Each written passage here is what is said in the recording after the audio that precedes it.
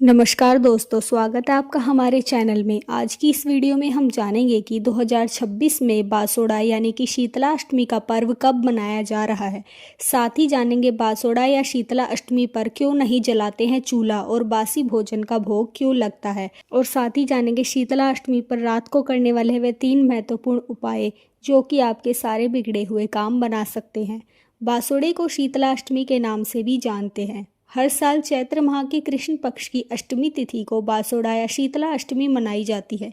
इस दिन शीतला माता की पूजा की जाती है।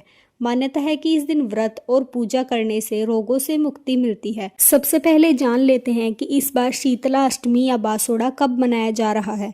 दृक पंचांग के अनुसार चैत्र कृष्ण अष्टमी तिथि की शुरुआत 11 मार्च को सुबह 1:54 से होगी और यह 12 मार्च को 4:19 तक रहने वाली है। ऐसे में उदया तिथि की मान्यता के अनुसार शीतला अष्टमी या बासोड़े का पर्व 11 मार्च दिन बुधवार को मनाया जा रहा है। अब जान लेते हैं कि बासोड़े पर क्यों नहीं जलाते हैं चूल्हा। बासोड़ा यानी शीतला अष्टमी के दिन लोग अपने घरों में चूल्हा नहीं जलाते हैं। इसके पीछे धार्मिक मान्यता है कि इस दिन शीतला माता की पूजा की जाती है और उनको बासी भोजन का भोग लगता है। बासोड़े का भोग एक दिन पहले यानी सप्तमी के दिन ही बना लेते हैं, फिर उसे ठंडा यानी बासी भोग अगले दिन अष्टमी को शीतला माता को अर्पित करते हैं। कहा जाता है कि माता शीतला को ठंडा भोजन प्रिय है। देवी शीतला को शीतलता और आरोग्य प्रदान करने वाली देवी कहा जाता है। उनको जो भोग लगाते हैं वही पूरा परिवार खाता है। उस दिन चूल्हा नहीं जलाते हैं क्योंकि ऐसा करने से शीतला माता नाराज हो जाती हैं। इसके पीछे वैज्ञानिक कारण भी है। वैज्ञानिक कारण यह है कि बासोड़े के समय मौसम बदल रहा होता है। सर्दी खत्म हो रही होती है और गर्मी शुरू हो रही होती है। यह मौसम के बदलाव का समय है। इस समय में चेचक, खसरा या अन्य संक्रामक त्वचा रोगों से बढ़ने की आशंका रहती है।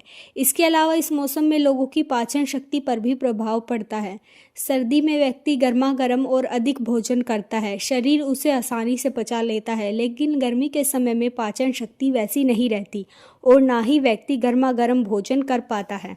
इस समय में अपच, गैस, बदहजमी की समस्या भी लोगों को परेशान करती है। इस वजह से इस समय में ठंडा और संतुलित भोजन करने की ही सलाह दी जाती है ताकि पाचन तंत्र सही रहे और व्यक्ति निरोगी रहे। अब जान लेते हैं वह 3 सटीक उपाय जो शीतला अष्टमी की रात को किए जाते हैं, जो कि आपके सारे बिगड़े हुए काम बनाएंगे। इसलिए दोस्तों इस वीडियो को ध्यान से सुनिएगा। देवी शीतला को प्रसन्न करने के 3 उपाय। पहला, शीतला सप्तमी या अष्टमी की रात घर में घी का एक दीपक जलाए और उसे घर की चौखट पर रख दे।